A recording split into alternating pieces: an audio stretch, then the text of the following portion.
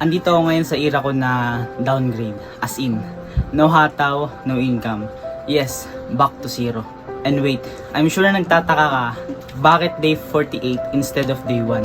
Okay, let me explain. Way back of May 1, doon natigil yung challenge ko sa sarili ko. So we have two questions. Ano yung challenge and ano yung dahilan bakit ako natigil sa challenge ko? Doon muna tayo sa unang tanong.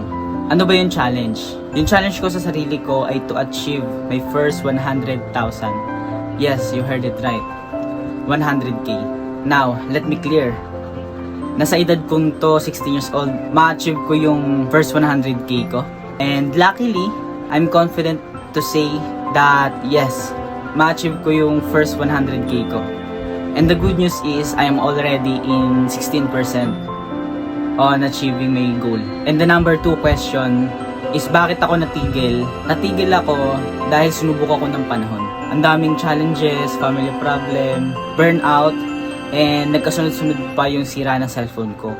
Naayos ko siya, pero lagi nasisira.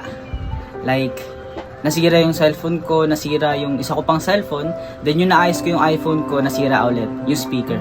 So hindi ako makapag-upload any content that I have, that I need to do. Then after ko maayos siya, nasira naman yung LCD. So, pinaayos ko kagad. Then after that, yung iPhone ko ngayon ay may problema. So I need to buy a new one for myself. And let's skip that part. Ngayon, I'm back to achieve my first 100k. And also my goal sa sarili ko. Dahil may mga nakilala akong tao na they have the same goal just like me.